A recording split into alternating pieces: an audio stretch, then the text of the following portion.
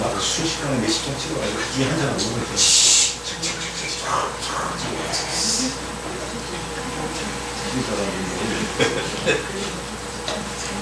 먹으면 만족을 눈반짝이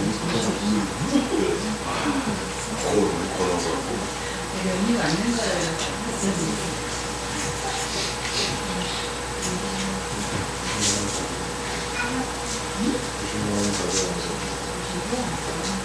유일하게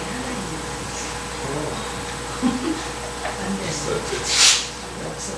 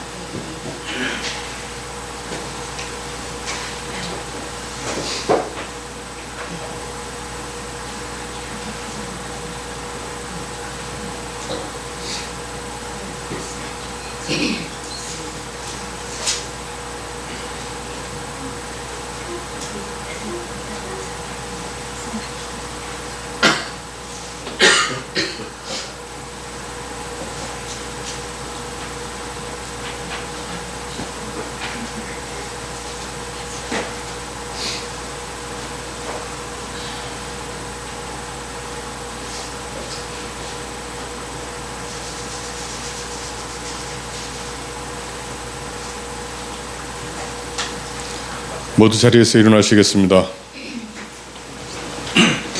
우리의 몸과 마음을 가다듬고 주후 2026년 3월 1일 주일 예배를 하나님께 드리겠습니다. 여호와의 산에 오를 자가 누구며 그의 거룩한 곳에 설 자가 누구인가? 곧 손이 깨끗하며 마음이 청결하며 뜻을 허탄한 데에 두지 아니하며 거짓 맹세하지 아니하는 자로다. 그는 여호와께 복을 받고 구원의 하나님께 의를 얻으리니 이는 여호와를 찾는 족속이요 야곱의 하나님의 얼굴을 구하는 자로다. 하나님은 영이시니 예배하는 자가 영과 진리로 예배할지니라. 아멘.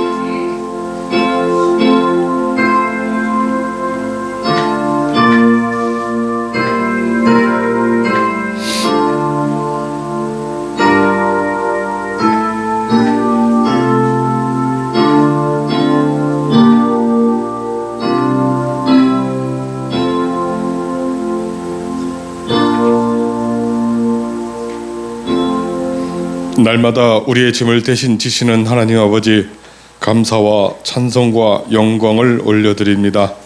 살아계시는 하나님께 몸과 마음과 뜻을 다하여 예배를 드리는 이 시간, 이곳에 임하여 사모하는 영혼에 참된 만족을 주시고 진리의 굶주린 영혼을 성령의 충만함과 신령한 말씀으로 충성하게 먹여 주시옵소서.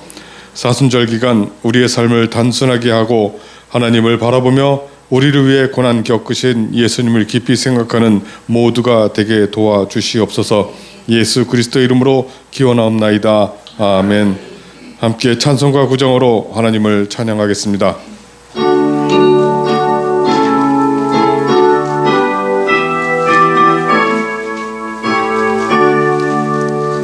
하늘에 가득 찬 영광의 하나님, 온 땅과 충만한 존귀하신 하나님, 생명과 빛으로 지혜와 권능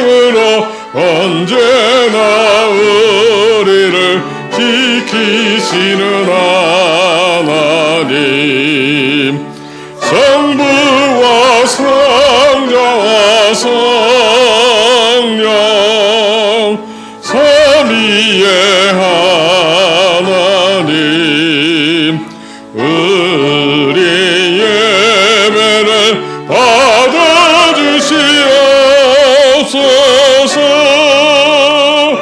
사랑이 넘치는 자비하신 하나님,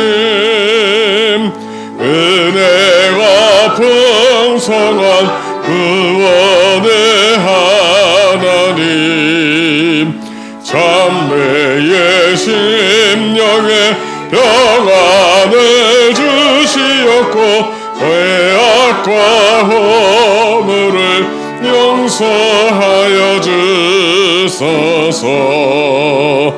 찬송과 영광과 생명 구원의 하나님, 우리 예배를 받아주시옵소서.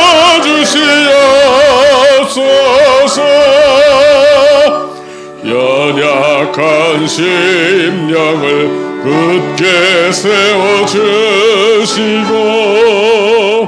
은은한 마음을 지혜롭게 하시고 주의 뜻 받들어 잠되게 살아가며 주 말씀 따라서 용감하게 하소서. 권능과 지혜와 사랑 은혜의 하나님, 우리 예배를 받아주시옵소서.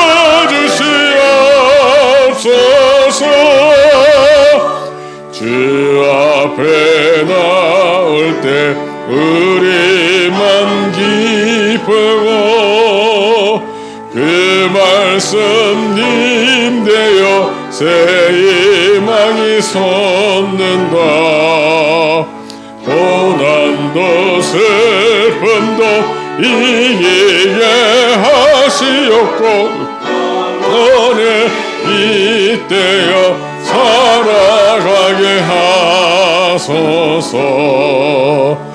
우리의 자랑과 기쁨 생명의 하나님, 우리 예배를 받아주시옵소서.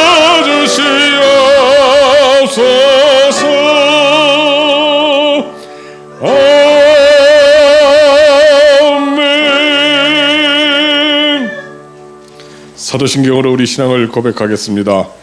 나는 전능하신 아버지 하나님 전지의 창조주를 믿습니다. 나는 그의 유일하신 아들 우리 주 예수 그리스도를 믿습니다. 그는 성령으로 잉태되어 동정녀 마리아에게서 나시고 본디오 빌라도에게 고난을 받아 십자가에 못 박혀 죽으시고 장사된 지 사흘 만에 죽은 자 가운데서 다시 살아나셨으며 하늘에 오르시어 전능하신 아버지 하나님 우편에 앉아 계시다가 거기로부터 살아있는 자와 죽은 자를 심판하러 오십니다. 나는 성령을 믿으며 거룩한 공교회와 성도의 교제와 죄를 용서받는 것과 몸의 부활과 영생을 믿습니다. 아멘. 오늘은 시편 121편 1절에서 8절 말씀을 교독하겠습니다. 내가 산을 향하여 눈을 들리라. 나의 도움이 어디서 올까? 나의 도움은 천지를 지으신 여호와에게서로다. 여호와께서 너를 실족하지 아니하게 하시며 너를 지키시는 이가 졸지 아니하시리로다. 이스라엘을 지키시는 이는 졸지도 아니하고 주무시지도 아니하시리로다. 여호와는 너를 지키시는 이시라. 여호와께서 내 오른쪽에서 내 그늘에 뛰시나니 낮에가 너를 상하게 하지 아니하며 밤에라도 너를 해치지 아니하리로다. 여호와께서 너를 지켜 모든 환난을 면하게 하시며 또 내 영혼을 지키시리로다. 여호와께서 너의 아멘. 모두 자리에 앉으시겠습니다. 찬송가 304장으로 찬송하겠습니다.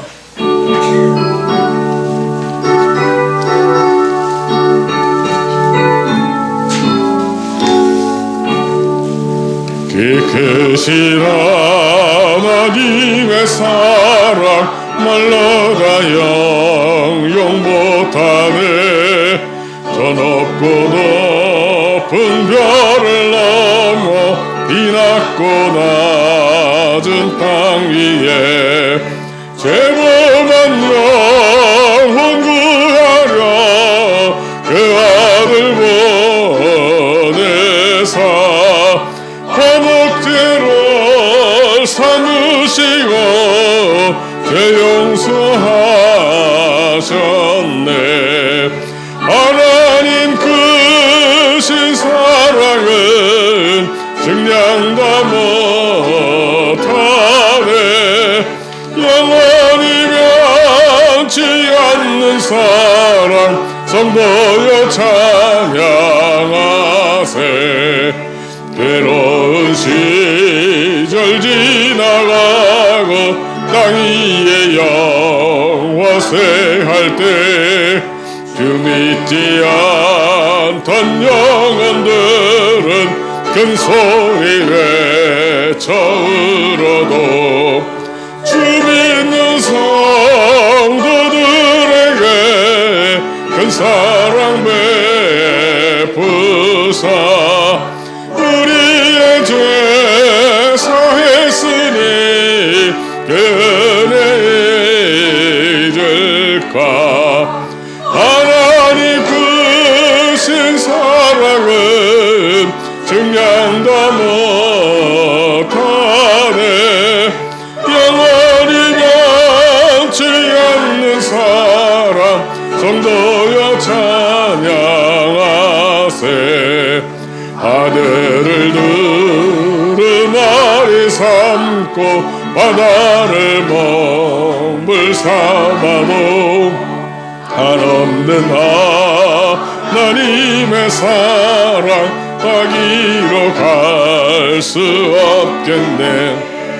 하나님의 크신 사랑 그 어찌 닿았을까.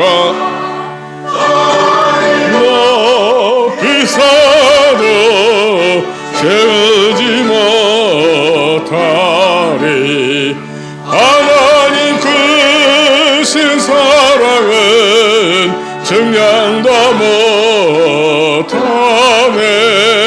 영원히 변치 않는 사랑 성도여 찬양하세.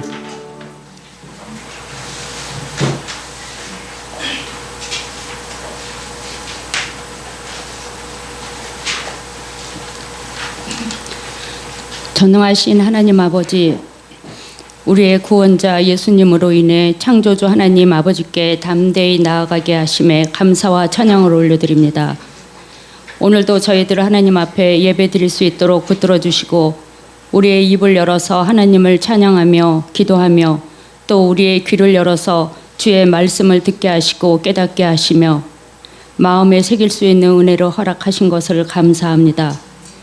세상에 살면서 많은 어려운 일들과 힘겨운 일들과 답답한 일들이 있지만 그 가운데에도 더욱 우리의 믿음이 자라나게 하시고 하나님의 자녀로 살게 하심을 감사드립니다. 그러나 하나님의 도우심과 인도하심 가운데 살면서도 여전히 우리는 근심하며 때로는 낙담하며 절망하며 또 불평과 불만 가운데 있었음을 고백합니다. 하나님 용서하여 주시고 더욱더 믿음의 사람답게 하나님의 백성답게 강하고 담대하게 하옵소서. 우리의 삶에 하나님 앞에 매일 부르짖는 기도가 있습니다. 그 기도가 곧 우리의 인생이 되며 미래가 되며 삶이 될 수 있도록 우리를 붙들어 주시고 생명 다할 때까지 하나님과 동행하는 인생을 살게 해 주옵소서. 저희 성도들 가운데 힘든 분들이 있습니다. 하나님께서 은혜를 베풀어 주셔서 물질의 어려운 이들에게 물질을 허락하시고 몸이 약한 분들에게 건강을 허락하시며 낙담하고 절망에 있는 분들에게 위로를 주시고 희망을 허락해 주옵소서. 하나님 말씀이 우리의 소망이며 기쁨이며 또 모든 문제의 해결이고 답임을 기억하고 주의 말씀 붙잡고 살아갈 수 있도록 인도해 주옵소서. 이 시간 주의 말씀을 듣기를 원합니다.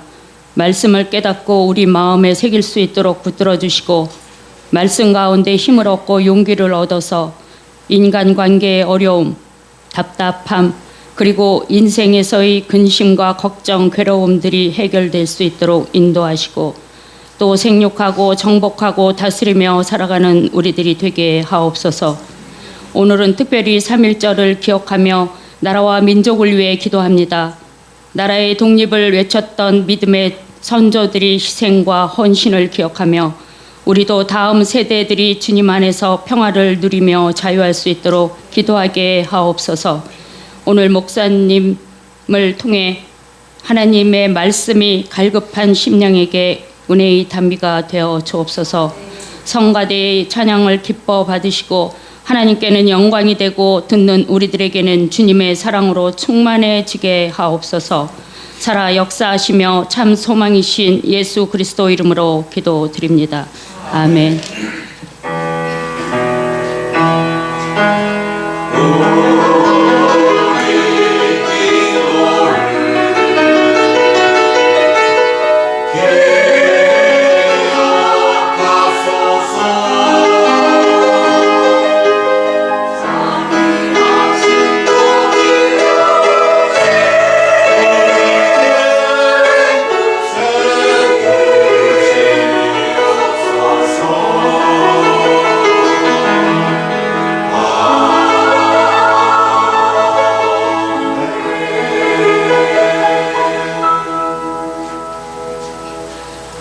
하나님께 봉헌하겠습니다.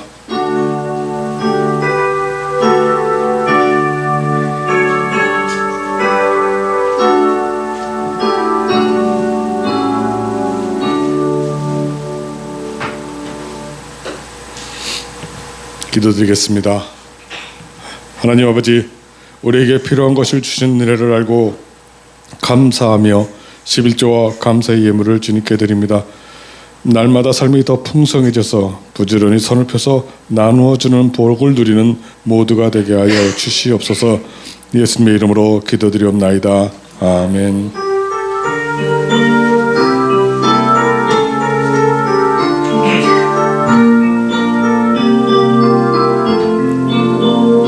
주의 사랑으로 사랑합니다. 주의 사랑으로 사랑합니다. 형제 안에서 주의 영광을 보내 주의 사랑으로 사랑합니다. 주의 사랑으로 환영합니다. 주의 사랑으로 환영합니다. 자매 안에서 주의 영광을 보내 주의 사랑으로 환영합니다. 귀의 소식 알려드리겠습니다. 오늘은 사순절 두 번째 주일입니다. 하나님의 아들이 우리 같은 죄인을 살리려 대신 고난의 길을 걸어가신 것을 기억하는 시간입니다. 주님의 그 은혜를 생각하며 내가 주인 되어 살고자 하는 것을 내려놓고 하나님이 주인이 되시는 그런 삶을 사는 그런 삶을 살기 위해서 애쓰는 시간이 되어야겠습니다. 이번 주 새 한글 성경 소리내 읽기 범위는 사도행전 1장에서 12장입니다. 함께 찬송가 390장으로 찬송하겠습니다.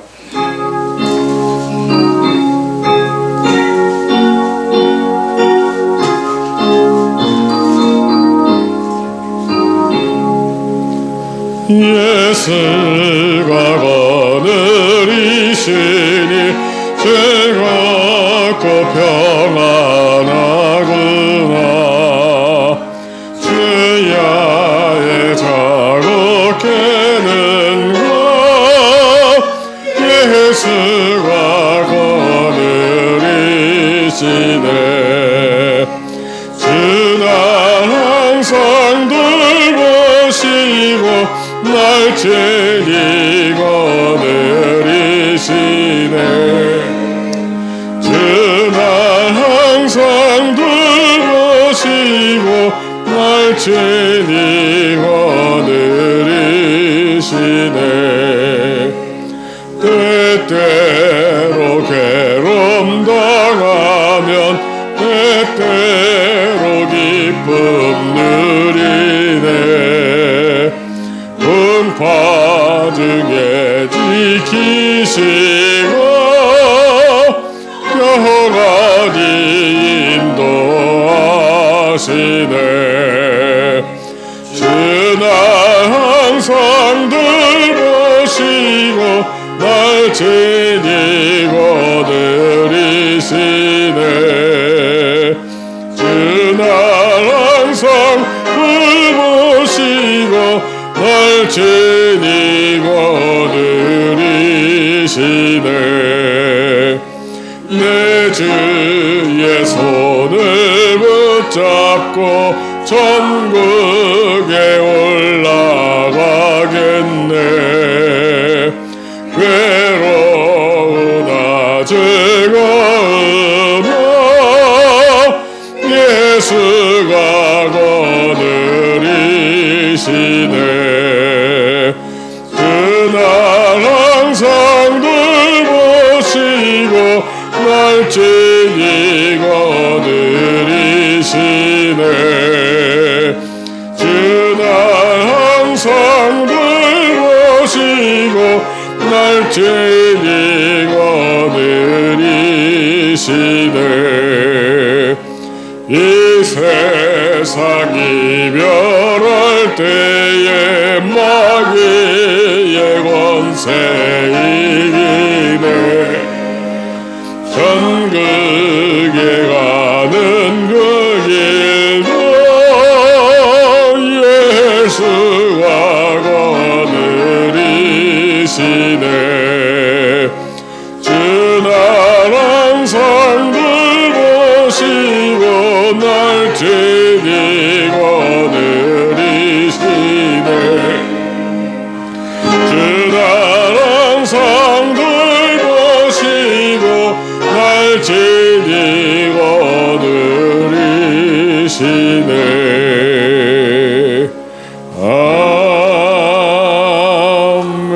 아멘.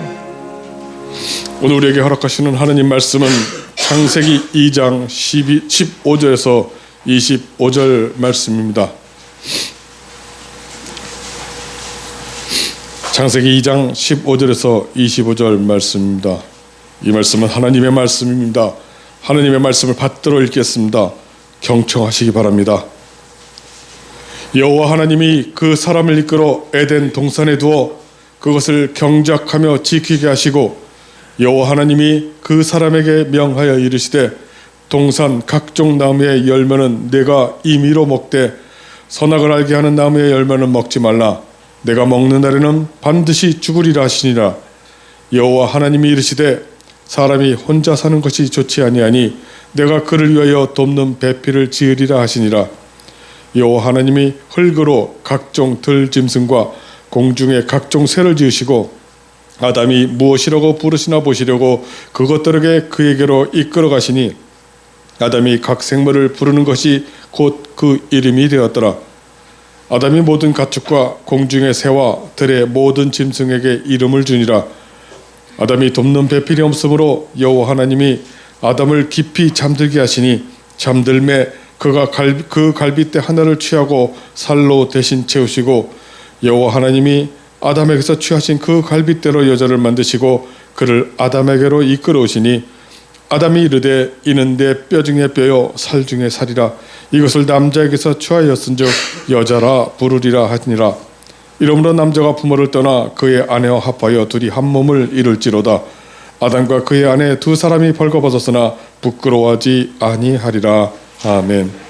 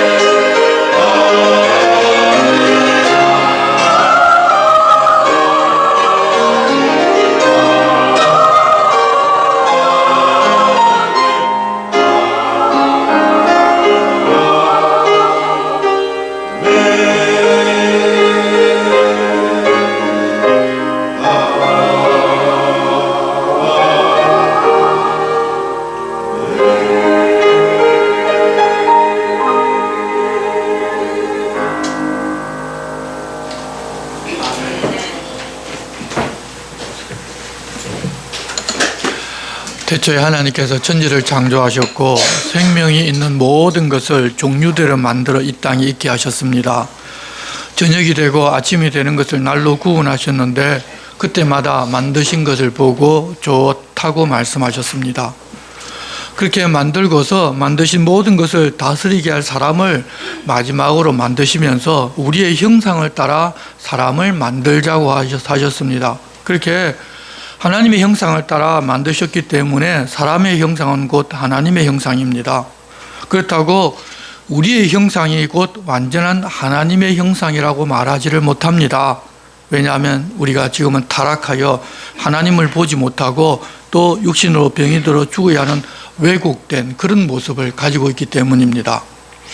모습, 형상이라고 하면 우리가 일반적으로 알고 있는 외적인 모습을 말하기도 하고 이 내면의 모습인 인격이나 지, 정, 의 같은 가치를 이야기하기도 하는데 하나님은 영이신데 우리와 같은 모습 가지신 것을 누구도 보지를 못했기 때문에 외형이 이렇다고 사실 말할 수가 없습니다. 그래서 대다수의 사람들은 하나님의 형상이라고 하면 내면적인 가치를 말한다고 이해합니다.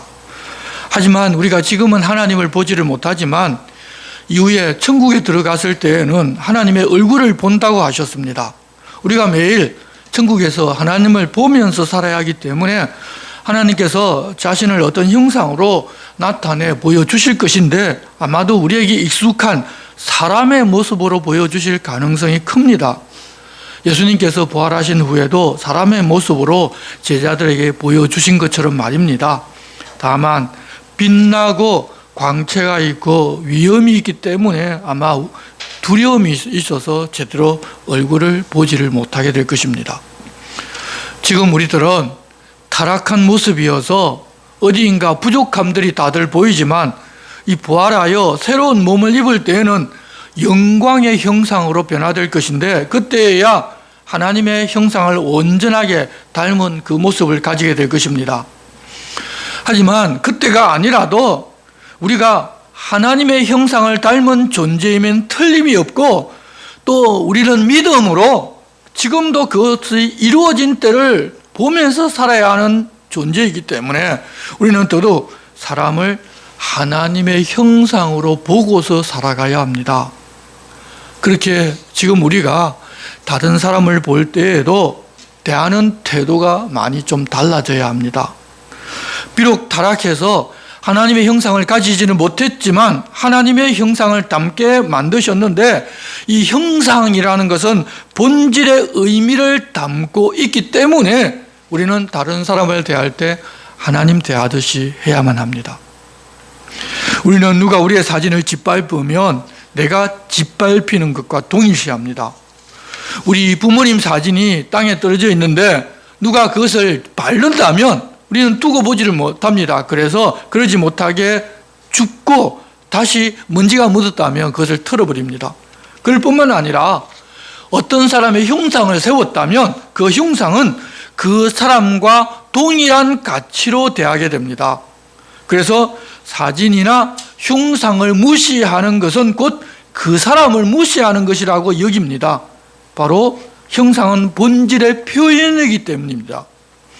그렇게 우리가 우상에게 머리를 숙이면 하나님께서 하나님의 형상으로 우리를 만드셨기 때문에 하나님께서 우상에게 머리를 숙이는 것과 사실은 같은 것입니다. 그래서 하나님께서 그렇게 하는 것을 철저하게 금하셨고 그러는 사람들을 가만두지를 않으시는 것입니다. 그뿐만 아니라 다른 사람을 죽여서 피를 흘리지 못하게 하시면서 그 이유를 하나님이 이렇게 말씀하셨습니다. 하나님이 자기 형상대로 사람을 지었기 때문이라고 이유를 설명하셨습니다. 그게 하나님의 형상인 사람에게 하는 것은 곧 하나님에게 하는 것과 같습니다. 사람을 죽이는 것 곧 하나님을 죽이는 것과도 같다는 말입니다. 그러면 그 벌이 얼마나 심하겠습니까? 예수님께서도 형제에게 라가 곧 쓸모없고 무가치하다는 사람이라고 그렇게 욕을 하면 하나님의 공회에 잡혀간다고 말씀하셨습니다. 하나님의 형상으로 만들어진 사람에게 쓸모없다고 하는 욕은 곧 하나님을 쓸모없다고 욕하는 것과 같다는 것입니다. 또한 하나님께서, 주님 예수님께서 바울에게 나타나셔서 믿는 사람과 교회를 박해하는 것은 곧 예수님을 박해하는 것이라고 말씀하셨는데, 그 의미도 우리가 그런 의미에서 보면 동일한 내용입니다. 그래서 우리들은 그 의미를 알고서 우리가 다른 사람을 욕해서 하나님을 욕하고 다른 사람에게도 쓸모없다고 하여서 하나님 쓸모없다고 말하는 일이 없도록 늘 조심해야 할 것입니다. 그렇게 여세 동안 하나님께서 천지를 만들고 그것을 다스릴 사람을 하나님의 형상대로 만드셔서 하나님 만들고자 하는 모든 일이 다 이루어졌습니다. 그렇게 만드신 날이 지나고 새 날이 되니까 하나님께서는 그 날에 안식하셨습니다. 그리고 그 일곱째 날을 복되게 하셨는데, 창조하시던 모든 일을 마치시고 그 날에 안식하셨기 때문이라고 그 이유를 설명합니다.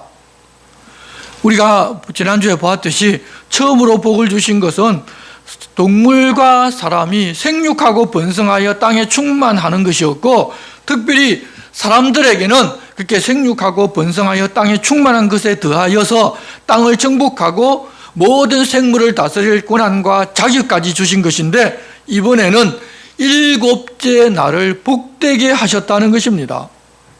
하나님께서 여세 동안 천지를 창조하시니까 너무 피곤해서 일곱째 날에 쉬신 것이 아닙니다. 창조하신 일을 다 마치셨기 때문에 쉬셨다는 것입니다. 그 원리를 창조하시면서 제정하셨는데, 모든 동식물들이 다 그 원리를 따르는 것이 아니라 사람에게만 그 원리를 적용하게 하셨는데, 그 이유는 사람이 하나님의 형상을 따라 창조되었기 때문입니다. 그래서 사람은 엿새 동안 우리에게 맡겨진 일을 열심히 수고해서 다 하고 일곱째 날에는 쉬어야 하는데, 자연 속에 사는 동물은 그 원칙을 적용받지를 않지만 사람에게 속하여 사람에게 일을 해주는 동물은 그 원칙을 적용을 받아야 합니다. 처음 이런 원칙을 정하여 주셨지만 타락한 이후 사람은 그런 원칙을 다 잊어버렸습니다. 그래서 하나님께서는 이스라엘을 자기 백성, 이 땅에 세운 하나님의 나라 모형으로 삼은 후에 그들에게 일곱째 날을 안식일로 지정하여 쉬라고 법으로 정해주셨습니다. 왜냐하면 그들은 율법으로 정해주지 않으면 하지 않을 영적으로 무지하고 아주 어린 상태의 사람들이기 때문입니다. 그랬는데 영적으로 무지하다 보니까 그것조차도 왜곡해버립니다. 하나님의 뜻은 쉬라는 것이었습니다. 그런데 쉬는 것이 아니라 그것을 짐으로 만들어서 매달고 다녀서 오히려 평일에 일하는 것보다 더 힘들게 만들고, 그렇게 하는 것이 하나님을 잘 섬기는 것이라 착각하고, 평소 놀기에 사실 안식의 의미라고는 전혀 필요 없는 사람들이 온갖 지키지 못할 법을 만들어서 자기들만 지키면서 자기 의를 드러내는데 사용하였습니다. 그러면 하나님께서 사람들에게 안식이 필요하다고 정해주실 때 어떤 상황인지를 우리는 좀 자세하게 보아야 합니다. 하나님께서 엿새 동안 일을 다 마치고 쉬셨습니다. 그래서 안식이라는 것은 어떤 사람이 누리는가 하면 엿새 동안 힘써 자기가 맡은 일을 한 사람만이 누릴 수가 있습니다. 특별히 육체 노동을 위한 사람들을 위한 법입니다. 반드시 그들을 쉬게 하라는 것입니다. 노예 그리고 동물까지 말입니다. 그리고 안식일 지키는 법은 유대인들에게 주신 율법이지 우리 그리스도인에게 주신 법은 아닙니다. 이제 우리들은 주일을 지키는데 주일은 안식일이 아닙니다. 안식일을 지키라고 명령할 당시는 노예가 있었습니다. 죽도록 일하지만 쉴 틈이 없고, 더구나 자신의 것이라고는 아무것도 없는 사람들입니다. 자기는 쉬고 그런 사람들을 일을 시키라는 그런 법이 아니라 그런 사람들을 반드시 쉬게 하라는 법이 바로 안식일 법입니다. 여러분, 우리가 지키는 주일은 주님이 안식일 대신에 지키라고 명한 날이 아니라 초대교회가 예배하는 날로 정하여 지키고 있는 법인데, 예수님께서 부활하신 바로 그 첫날에 예배드리고 육체적으로 하루를 쉬고 다음 날부터 열심히 일하자는 뜻으로 그렇게 정했습니다. 안식일법과는 개념 자체가 완전히 다릅니다. 그래서 주일을 지키지 않는다고 벌을 내리는 것이 아니라 주일을 지키는 것은 자발적이고 감사함으로 지키는 것입니다. 이스라엘 백성에게 주신 안식일은 엿새 동안 열심히 일하고 하루를 반드시 쉬면서 하나님을 기억하라는 것이고, 그리스도인이 지키는 주일은 한 주의 첫째 날에 쉬면서 부활하신 주님을 기억하여 예배하고 이후 모든 날도 첫째 날인 주님의 날같이 내가 주인 되어서 나를 위해 내가 일하는 것이 아니라 주님을 위하여 세상에서 맡은 일 하는 것도 주님과 함께 일하라는 그런 의미를 가지고 있습니다.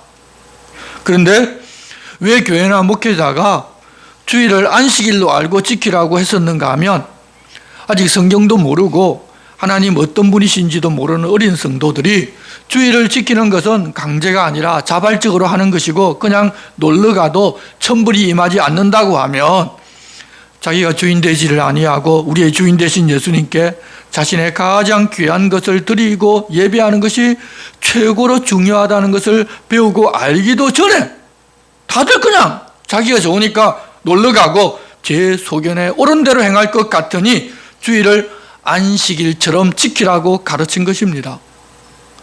성숙해서 바르게 이해하고 자발적으로 감사와 기쁨으로 하면 좋지만 지금도 그게 잘 안 됩니다. 그렇기 때문에 어쩌면 성도들의 신앙이 아직 어렵기 때문에 그렇게 가르칠 수밖에 없었을 것이라는 생각도 듭니다. 하지만 이제 우리는 바르게 알아야 합니다. 그리고 주일을 지키면 천불이 임해서 교회 나오고 예배드리는 것이 아니라 우리를 구원하신 그 은혜에 너무 감사하고 감격하고 우리로 하여금 부활을 주신 그 주님의 부활이 귀하기 때문에 주일에 나와서 예배드리고, 또 그렇게 예배드린 후에 좀 집에서 잘 쉬고 이후 월요일부터는 둘째 날이기 때문에 그 이후도 이 주일과 똑같이 주님 안에서 주님 내게 맡겨주신 일을 주님께 하듯이 한다는 의미를 가지고 살아야 하는 것이 그리스도인입니다. 그것을 우리가 꼭 기억하고 있어야 합니다. 이제 우리들도 주님이 주신 그렇게 은혜를 알고 기쁨으로 자의적으로 신앙생활도 하고, 또 성도들의 모임인 교회에서는 서로 인격이 다르다 보니 부딪히기도 하고 하는데, 내가 주인된 생각이나 가치를 그렇게 부딪히면서 좀 내려놓고 주님 주인이심을 배우고 서로 돕고 격려하며 성숙해 가고 있음을 알고, 남들 앞에서 내가 주일 잘 지켰고 신앙 좋다는 것을 보이려고 하는 율법적인 신앙생활에서 좀 완전히 벗어나서 좀 자유를 누리고 하나님의 기쁨이 되는 신앙으로 행하는 모두가 다 되었으면 좋겠습니다. 그렇게 창조된 때의 중요한 이야기는 2장 3절로 이제 일단 마무리되었습니다. 그런데 4절부터 하나님께서 천지를 창조하신 때의 대략이 이렇다며 창조에 관한 말씀을 다시 시작하시는데, 이번에는 다른 것은 다 빼고 사람을 창조하신 일에 대하여 상세하게 설명하십니다. 하나님의 형상을 담게 만든 사람이란 존재는 다른 생물과는 질적으로 다른 가치가 있기 때문이라는 것입니다. 대략이라고 말씀하시면서 사실은 최고로 중요한 것은 이것이라고 설명하는 것 같습니다. 그런데 어떤 사람들은 창조 이야기가 이렇게 2장 3절에서 완료가 되었는데 또다시 창조 이야기를 하는 것을 보니 이것은 다른 문서에서 유래된 것을 편집해 놓았다고 주장하기도 하는데, 모르는 사람이 보아도 중요하기 때문에 다시 초점을 여기다 두고 반복해서 말하는 것임을 보여서 알 수가 있는데, 하나님께서 무슨 말씀을 하고자 하시는지를 보지를 못하고 학문적인 눈으로 보면서 문장의 구성이 조금이라도 다르면 편집서를 주장해서 하는 예도 많이 있는데, 그렇게 학문적으로 우리가 높은 수준으로 알아야 성경을 읽고 이해하도록 하신 것이 아니라 하나님 말씀을 듣고자 하는 열린 마음으로 이 성경을 읽으면 읽히고 이해가 됩니다. 그렇다면 그것이 더 저자가 원래 의도하신 목적과 방식을 따라가는 것임을 우리는 알아야 합니다. 그래서 학자들이 그런 식으로 해서 이 성경에 숨겨진 부분을 많이 이야기한다 하면서 자기는 많이 알고 이런 성경이 이렇게 되었다고 자기가 옳다고 많이 이야기한다 하더라도 그것보다는 하나님께서 의도하신 바대로 우리가 지금 읽는 것이 오히려 더 바른 읽는 방법이라는 것입니다. 4절입니다. 이것이 천지가 창조될 때의 하늘과 땅의 내력이니 여호와 하나님이 땅과 하늘을 만드시던 날에 여호와 하나님이 땅에 비를 내리지 아니하셨고 땅을 갈 사람도 없었으므로 들에는 초목이 아직 없었고 밭에는 채소가 나지 아니하였으며 안개만 땅에서 올라와 온 지면을 적셨더라. 입장에서 본 창조 기사와 좀 다릅니다. 무슨 내용인가 하면 세상에 사람이 없었을 때에는 그 어떤 동물도 땅을 갈지를 않았고 밭도 일구지를 않았기 때문에 먹을 만한 채소도 없던 그런 무엇인가 모자란 모습을 가졌었다는 것입니다. 왜? 사람이 없었기 때문에. 다시 말하면 사람의 다스림을 받아야 할 땅이 밭이라든지 제 모습을 갖추는데 그거를 하려면 사람이 다 땅을 다스려야 하는데 그것이 없어서 질서가 없는 그런 상태였는데, 더 강조하면 하나님께서 보시니 좋았더라고 이 말씀하셨지만 그 모든 것이 하나님의 형상을 따라 만든 사람이 있기 전에는 없는 것이나 마찬가지로 보였다는 것입니다. 사람이 세상에 없으면 그렇기 때문에 하나님의 형상을 따라 만든 사람이란 존재가 얼마나 중요한지 집중하게 하는 말씀이고, 한 영혼을 가진 한 사람이 천하보다도 더 귀하다고 하신 말씀이 배경이 되는 말씀이기도 한데, 그것을 우리에게 알게 하시려고 귀신 들린 한 사람을 구원하고 돼지 2,000마리를 희생시키는 것도 예수님께서는 보여주기까지 하셨습니다. 귀신 들린 한 사람을 구원하는 것이 돼지 2,000마리를 희생하는 것보다 훨씬 더 가치 있는 것이고, 온 천하 모든 것보다도 사람 한 사람이 더 귀하다는 것입니다. 7절, 여호와 하나님이 땅의 흙으로 사람을 지으시고 생기를 그 코에 불어넣으시니 사람이 생명이 되니라. 흙으로 사람을 만들고 생기를 그 코에 불어넣으시니 사람이 산 존재가 되었는데, 다른 동물은 말씀으로 바로 육체와 생명을 동시에 창조하셨지만 사람은 하나님께서 손으로 직접 만들고 코에 직접 생기를 불어넣어서 생명체로 만드셨습니다. 여기서 나오는 생명이라는 것은 원 단어의 직접적인 번역이 아니고 의역을 한 것인데, 히브리어에는 살아있는 존재라는 뜻으로 동물에게도 똑같은 단어를 사용했는데 우리 글로 번역하면서 그렇게 살아있는 동물과는 다른 존재라는 의미로 의역을 했습니다. 우리말이 하나님께서 지금 말씀하고자 하시는 본뜻을 사실은 좀 더 잘 반영한 것입니다. 그래서 사람이 죽으면 육체는 그대로 있고 영혼이 먼저 빠져나가지만 동물의 경우에는 죽으면 육신과 같이 육신을 이끌던 혼도 같이 죽는 것이라고 보통 설명하기도 합니다. 사람이란 이렇게 동물과 같은 생명을 가진 존재이지만 그러나 그들과는 다른 존재라는 이중성을 가지고 있습니다. 원래는 그랬었지만 우리가 뒷장 3장에 가면 타락하여 동물과 마찬가지의 삶을 살아가기 시작합니다. 그렇게 타락한 사람은 하나님의 형상을 잃어버려서 동물과 같은 삶을 살아갈 뿐이지만, 예수님을 믿고서 하나님의 형상을 회복한 사람들은 그런 동물적인 그런 삶과는 다르게 살아가야 합니다. 하나님께서 사람을 만들고 그들이 살 에덴 동산을 지어주셨습니다. 8절, 여호와 하나님이 동방의 에덴의 동산을 창설하시고 그 지으신 사람을 거기 두시니라.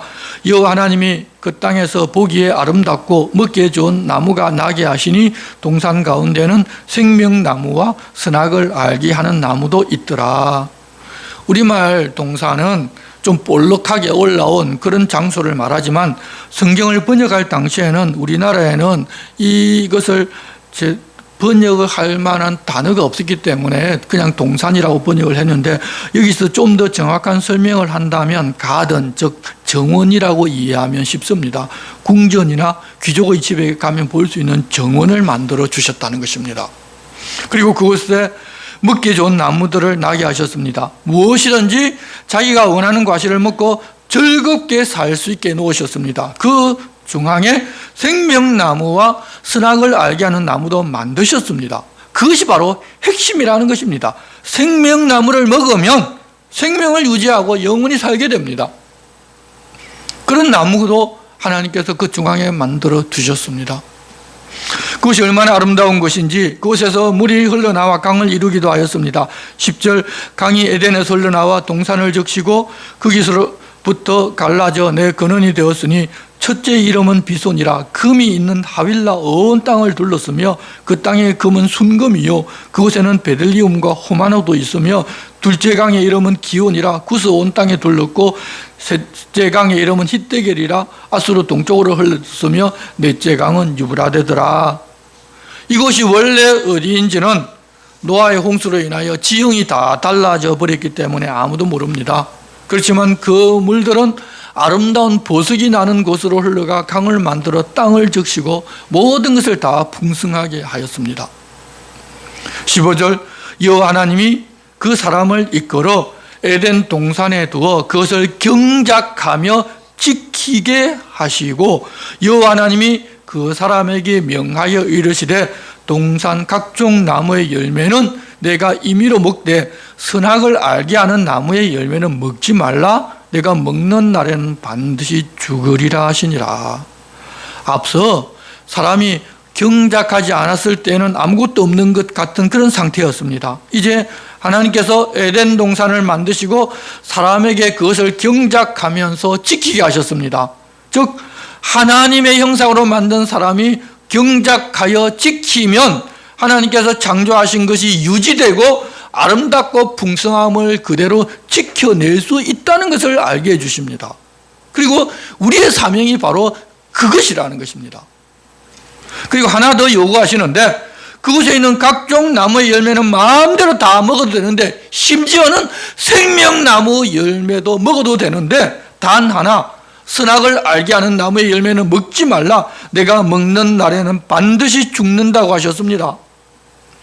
그 하나님 말씀에 순종하면 에덴 동산의 모든 것들을 다 누리게 하셨습니다. 순종이냐 불순종이냐는 하나님의 형상을 닮은 사람이 선택할 자유를 주신 것입니다.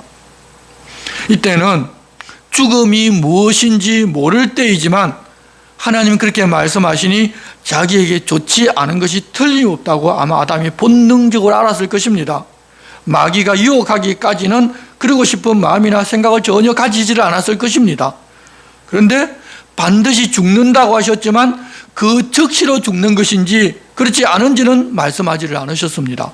그런데 막상 먹으니 죽지를 않았습니다. 즉시 죽을 줄로 아마 생각했을 것입니다. 그래서 아담 하와뿐만 아니라 열매를 먹도록 꾀는 사탄조차도 의아해했고 아마 하나님 하신 말이 거짓말인 줄로 알았을 것입니다.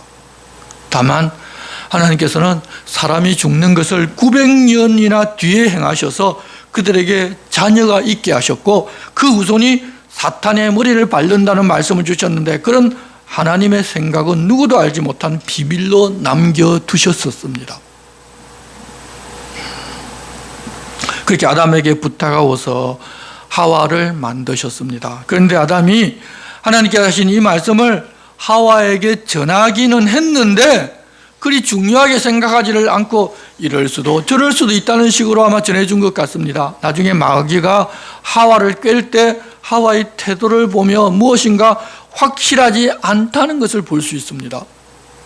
그렇게 부탁한 후에 하나님 보시니 아담이 혼자서 사는 것이 좋지 않아서 그를 돕는 배필을 만들겠다고 생각하셨고 또 그보다 먼저 하나님께서 흙으로 각종 들짐승과 공중의 각종 새를 지으시고 아담이 무엇이라고 부르나 보시려고 그것들을 아담에게로 이끌어 가셨는데 아담이 각 생물을 부르는 것을 곧 그 이름으로 삼았습니다. 여러분 어떤 사물에 이름을 짓는다는 것은 실체나 존재 목적과 같은 특성을 다 알고 있다는 말입니다. 특히 처음 발명하거나 다른 사람은 모르던 어떤 것을 발견하면 그 사람이 이름 지을 권리를 가지게 되는데 하나님 만드셨지만 그 이름을 지을 권한을 사람에게 주셨습니다. 그때 당시 아담의 지혜와 능력은 그렇게 하나님보다 조금 못하지만 하나님의 형상대로 만든 그 모든 것들을 다 가지고 있었습니다.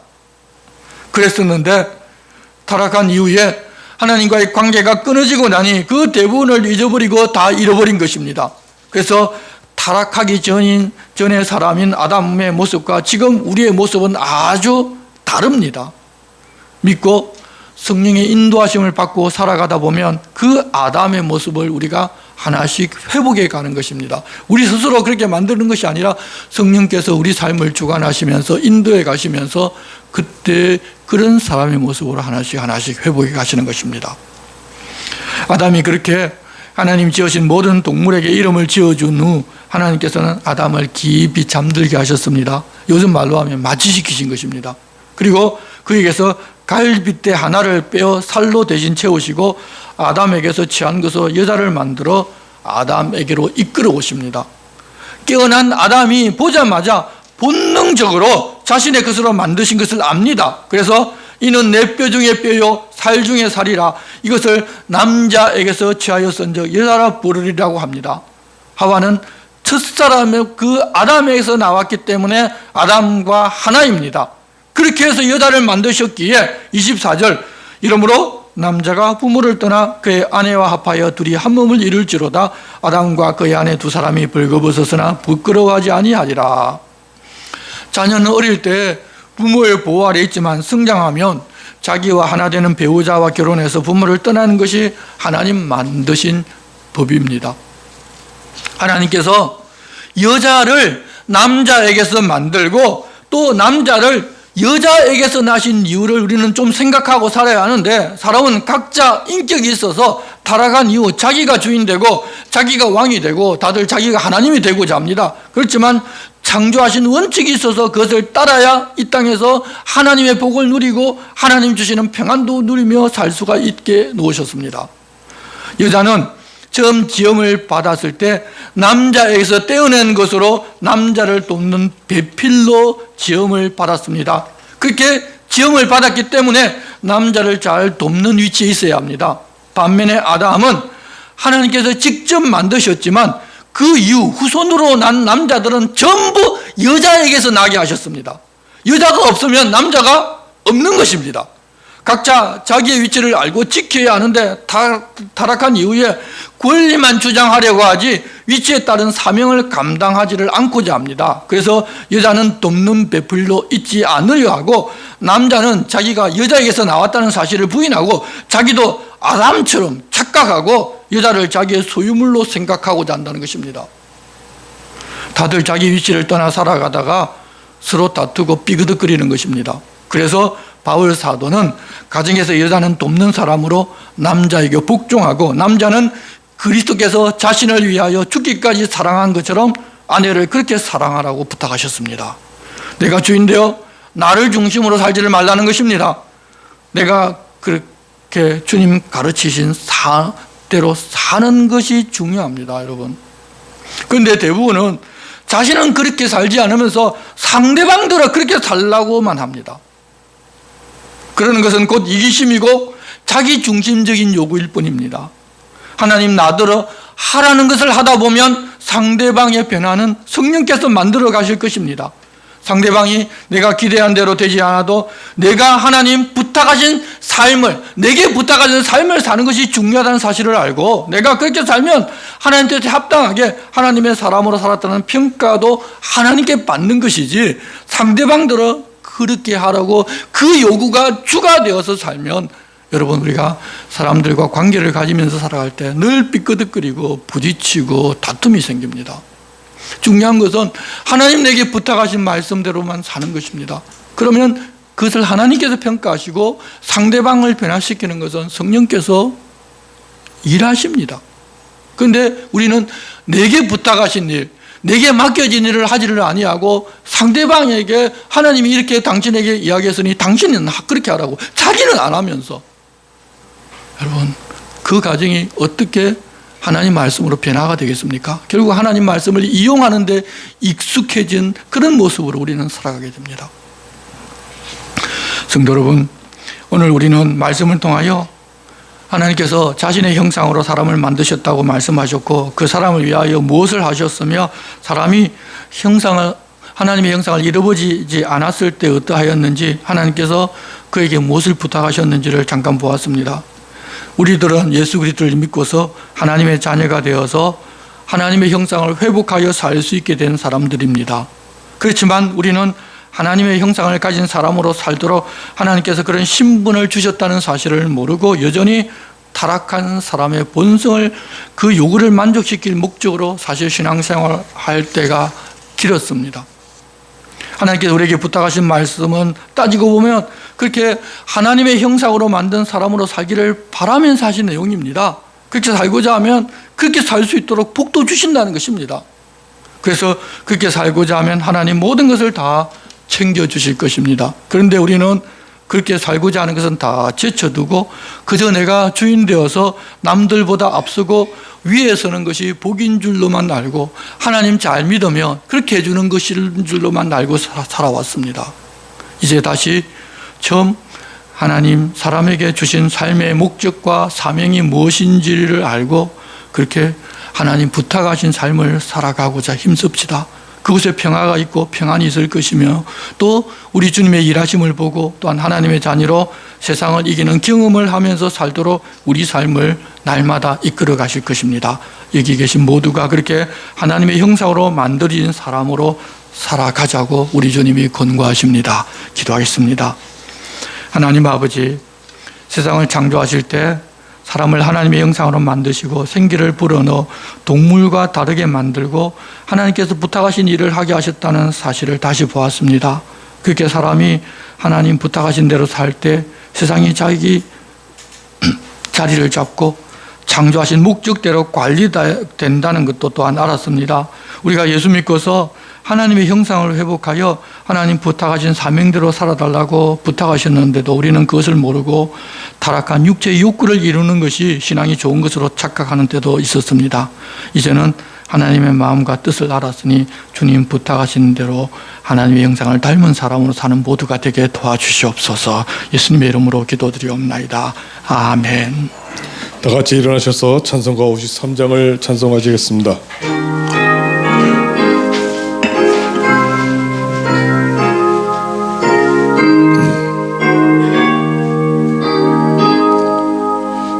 성전을 떠나가기 전 머리를 숙일 때 주께서 함께 계시고 옥내려 주소서. 집으로 돌아가는 길 주동에 가시고 내 모든 언행 심사를 다 지켜주소서. 거룩한 날이 다가고 저녁이 되도록 주님 맘에 빗대사 늘 계시옵소서.